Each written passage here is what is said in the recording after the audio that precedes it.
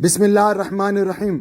अस्सलाम वालेकुम व रहमतुल्लाहि व बरकातुहू। आप सबका ताज़ा गल्फ न्यूज़ में स्वागत है, इस्तकबाल है, वेलकम है। आप सबसे गुजारिश की जाती है हमारा स्पेशल बुलेटिन आखिर तक देखें, जिसमें सबसे पहले हज़्म मामूल न्यूज़ होगा, उसके बाद मोटिवेशन, फिर फाइनली आपको इसके अंदर सुख दुख में एक दूसरे का कैसा साथ दे इसका अवेयरनेस होगा। आप लोगों से स्पेशल गुजारिश की जाती है हमारे चैनल को लाइक करें, सब्सक्राइब करें और दूसरों से शेयर करें, और फाइनली हमें कमेंट करके बताइएगा कि कैसा हम इसको इम्प्रूवमेंट करें। आज 3 सफ़र 1443 हिजरी है, 11 सितंबर 2021 बरोज़ हफ्ता सैटरडे। दोस्तों, जैसा कि आपको पता है कि बास ममालिक में कोरोना की वबा बहुत ज़्यादा है, केसेस ज़्यादा है, जैसे इंडिया पाकिस्तान, जिसकी वजह से उन कंट्री के ऊपर बैन है, डायरेक्ट नहीं आ सकते। सिर्फ 2 वैक्सीन जो सऊदी अरब में लिए हैं वही लोग आ सकते हैं।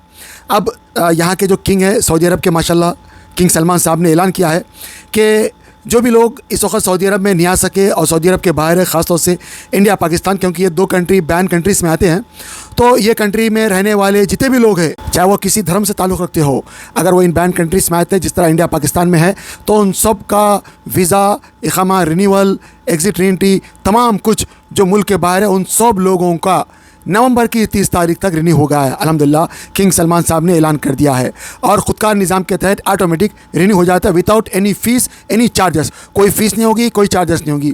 ये खुशखबरी है उन लोगों के लिए जो इंडिया पाकिस्तान में बैठे हुए हैं और सऊदी अरब नहीं आ सकते कोरोना के चलते हुए, क्योंकि वहाँ पर केसेस ज़्यादा है, तो उन लोगों के इक़ामा फ्री बन गए हैं, और उन लोगों के पास हो सकता है उनके वालिदैन का या फैमिली का एग्ज़िट एंट्री या विज़िट वीज़ा जो भी हो, वो सब कुछ रिन्यू हो गया है फ्री ऑफ कॉस्ट।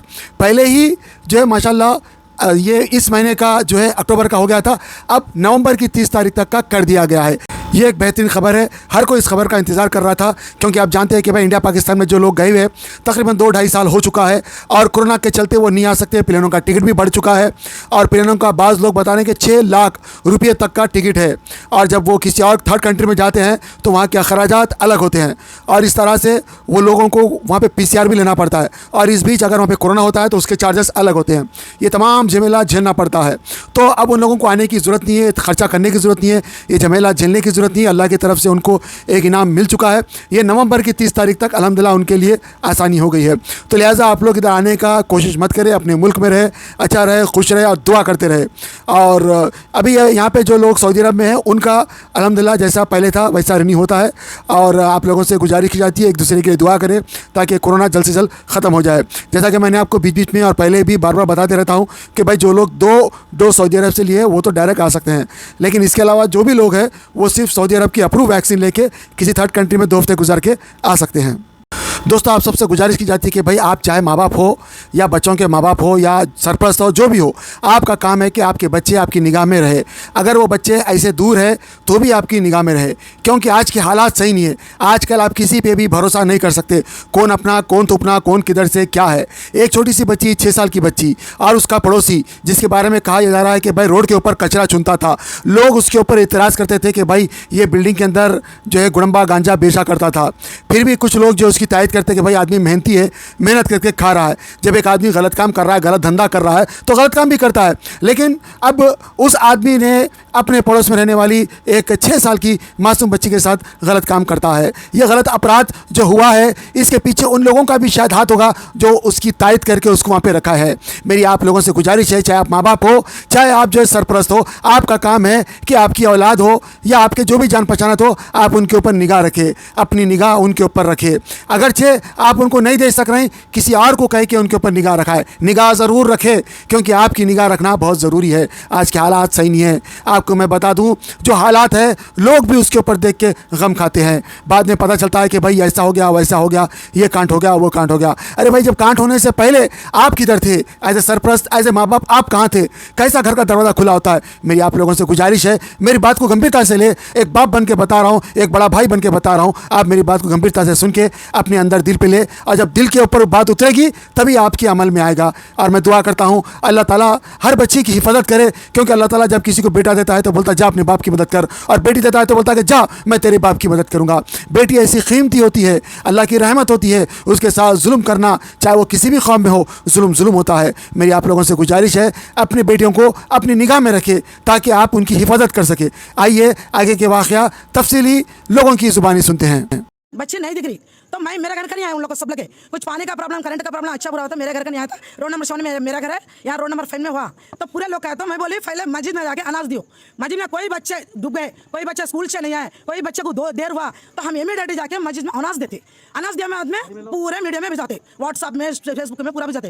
तो मैं मम्मा को बोली हूँ जाके अनाज दिया, बोला तो उन्हें क्या बोले अनाज देने के लिए डरी। अरे मस्जिद है, मस्जिद में जाके अनाज दिया, तो रोना को यहाँ पर बोल के। और हमारा महमूद राजू गजा बोलते उनको गजा को महमूद के मैं जाके वहाँ बच्चे को भेजा तो व्हाट्सअप देके पूरा अनाज दिए में इतने पुलिस वाले आ गए, 4 दिन एसआई सर भी आ गया, श्रीकांत सर आ गए तो पूरा ढूंढे बाद में फिर 4 दिन बोले ये बाजू वाला मारता पीता चोरी करता, पूरा गंजा भी बेचता, गंजा भी फौसल करता बिल्डिंग में। बोला तो आजू बाजू वाला आधे लोग क्या बोले, नहीं उन्हें मेहनत करता बोले नहीं सर आधे लोग तो बोल रहे ना अपने कोई एक जने चाहे दूसरे जने तो बोल रहे अपन कुफल खोलेंगे, बोले नहीं हम उन लोग बोल रहे बोले तो कुफल नहीं खोलना, उन्हें काम को चलेगा बोले। तो फिर एसआई सर मेरे को लेके और 4-5 कांस्टेबल लेके door to door road number 2 से 10 तक प्रति घर में है कि मेरा घर किसके घर में है, उन लोग को सोगा से उनको उठा चेक करे।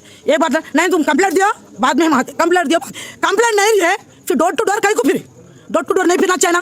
कंप्लेंट नहीं है तुम्हारा, कंप्लेंट इश्यू नहीं है तो डोर टू नहीं फिरना। पहले कौन सा इमरजेंसी है उसको फोड़ा था, उसको नहीं फोड़ सका, डोर टू डोर फोड़ो। अब वही डर में बच्ची निकली तो कौन गए, कौन मार दिले, इन लोग का मारे न तो उन्होंने हत्या करे सो मारे, हत्या करे सो कहाँ गए। तो हम बस्ती में रह के यहाँ चिल्लर गुड़ा में बेच रहे, पैकड़ा में बेच रहे, वहीं से बेच रहे, बोलते 50 वक्त कम लड़ दिए, इश्यू भी जब गए फिर उंगली कटे चाकू से, उंगली कटे चाकू से, सिर्फ हुआ क्या 10 दिन 10 में फिर हिचा। फिर जब नहीं ऐसा रक्षा पुलिस अब कहीं को है, कहीं के लिए जब नहीं एक्शन लिए, जब डोर टू डोर फिरे अब कहीं को ले जाए, अब कहीं के लिए फर्स्ट वन तो झुबड़िया लगा रेफ उसको कौन करे रेफ, और रेफ केस का बाहर नहीं पड़े सका वहाँ लग जाते उस तक फिर हमारा मसला बनाते। ये बोलते कागज चुनने वाले, सुबह से मेहनत करने वाले, ये हौले में क्या उड़े कुछ तो एक बोलते ये डर दत्तक देते बोलता यहीं सो दे, बच्चे को मार देते यहीं सो दे, हर बच्चे को 25 बच्चे को मार देता यहीं सो दे बोल के ले जाते बच्चे को। हमारा जान पूरी झुबड़ी चलेगा ही तो भी हम बच्चे को नहीं भिजाते, मार दो तुम किसको बुलाते, मिलिट्री वाले बुलाते, किसको बुलाते, किसको क्या करते, कितने आदमी को मारते मार दो बच्चे। दोस्तों अब हैदराबाद से लंदन डायरेक्ट फ़्लाइट जाएगी 9 घंटे के अंदर। ये फास्ट फ्लाइट रहेगी और ये बहुत तेज़ और स्पीड में चलेगी, नॉन स्टॉप रहेगी। हैदराबाद से लंदन का सफ़र टोटल 9 घंटे का रहेगा। इससे हैदराबाद, तेलंगाना, आंध्र प्रदेश, कर्नाटका और आसपास के जितने भी इलाके हैं जो भी डायरेक्ट जाना चाहता है वो हैदराबाद आके जा सकता है, क्योंकि इतना इंडिया के अंदर इतनी जल्द तेज़ी से जाने का ये पहली मर्तबा इंतज़ाम किया गया है। हैदराबाद और लंदन के दरमियान में बहुत ज़माने से ताल्लुकात बहुत बेहतर और अच्छे हुआ करते थे और अभी भी है। निज़ाम के टाइम से और आज तक भी ऐसे ताल्लुकात क़ायम हैं, जिसकी वजह से लंदन की मलका कई मरतबा जब भी हिंदुस्तान का दौरा करती है तो पहले हैदराबाद आती है और फिर जब जाती है तो हैदराबाद जाकर ही लंदन जाती है। अब शायद आने वाले वक्त में शायद मलका या वहाँ की रॉयल फैमिली हैदराबाद आया जाया करेंगे। ये 9 घंटे का सफ़र बहुत आसान न सिर्फ सबके लिए होगा, आम आदमी के लिए होगा, बल्कि वहाँ के राजा महाराजा और इधर के भी लोगों के लिए आसान होगा। आपका नाम? बहुत बहुत शुक्रिया। आप अपने डैडी को लेके, अरविंद जी को लेके, डॉक्टर मोहन को लेके आए, क्या सेकंड सेशन है उनका, आपने 5 दिन में कितना फ़र्क पाया उनसे? बहुत अच्छा फ़र्क हुआ है और पहला टॉयलेट जाने में भी दिक्कत होता था, अभी अपने आप जा सकते हैं, इंडिपेंडेंटली अकेले जाते हैं, अकेले वॉकर लेके जाते हैं। और चलने में और पैर उठाने में भी कितना फ़र्क है? बहुत फ़र्क है। पहले तो बेड पे से खड़े होने में भी दिक्कत होता था, लेकिन अभी खुद से थोड़ा हो जाता है। अच्छा, मतलब आप कितना % उनको बोलोगे तो अच्छे लग रहे हैं? 80% अच्छे हो गए और सूजन में भी 80% का फ़र्क है। फ़र्क है। अब इनका कॉन्फिडेंस भी बहुत गेन है। तो ऐसे डीवीटी पेशेंट या वेरिकोज वेन के पेशेंट या सूजन के पेशेंट को आप क्या एक मैसेज देना चाहोगे? आइए यहाँ पे और सर्दी से ट्रीटमेंट लीजिए। केमिकल अच्छा है या कपिंग अच्छा? कपिंग।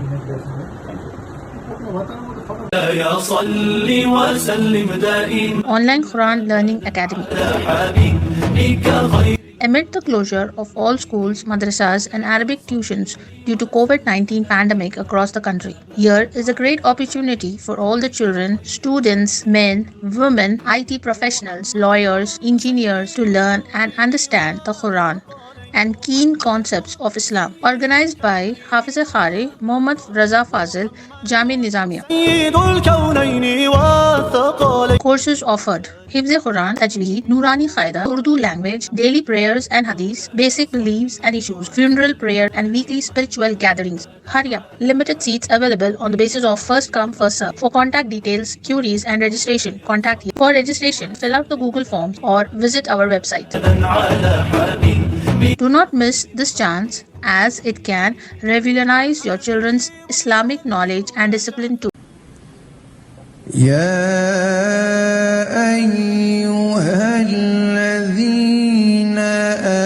آمنوا هل أدلكم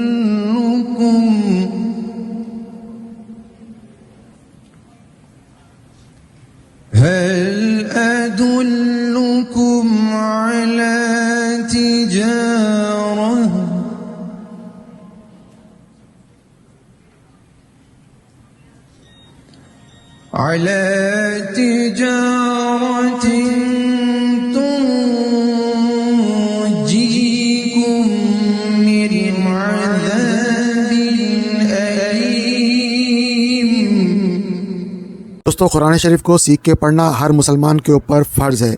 इसको सीखना ख़बर में जाने तक अगर टाइम मिले तो ज़रूर सीखना चाहिए, क्योंकि अल्लाह का कलाम है। अल्लाह ताला बंदों से फरमा रहा है, लिहाजा क्या अल्लाह ताला फरमा रहा, ऐसा क्या है कुरान शरीफ में, हमको सोच समझ के देख के पढ़ना, और पढ़ने के साथ साथ हमको उसके ऊपर प्रैक्टिस करना है, तब हम सही जाके मुसलमान बन सकते हैं। वरना हम खाली पीली के जो है खाली नाम के मुसलमान रहेंगे, और कुरान शरीफ में क्या लिखा हुआ है, अल्लाह हमसे क्या फरमा रहा, कभी हमको पता नहीं चलेगा। आप जब पढ़ेंगे समझेंगे तो आपको एक मज़ा आएगा। और एक अजीब बात यह है कि जो आदमी जितनी मोहब्बत से पढ़ता है उसको अल्लाह ताला उतने ख़जाने खोल के दिखा देता है, उतना विजन उसको नसीब होता है। बहुत सारे लोग गरीब रहते हैं, लेकिन जब कुरान शरीफ पढ़ते हैं तो अल्लाह ताला उन्हें अमीर कर देता है।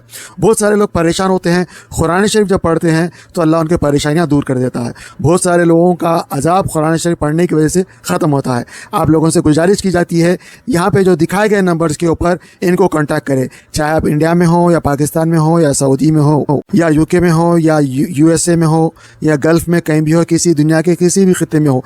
आप लोगों से गुजारिश की जाती है कि आप लोग भी अगर पढ़ाना चाह रहे हैं तो मुझे नंबर दे, मैं अपने चैनल के ऊपर फ्री ऑफ कॉस्ट प्रचार करता हूँ।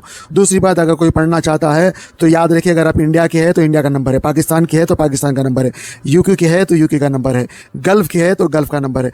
किसी से ही पढ़ ले, पर्देदार ख़वातीन भी पढ़ा रही है, मर्द हज़रात भी पढ़ा रहे हैं। आपको पढ़ना है, आप हो या मैं हो, ज़रूर पढ़ना चाहिए, वरना बहुत बड़ी गलती हो जाएगी।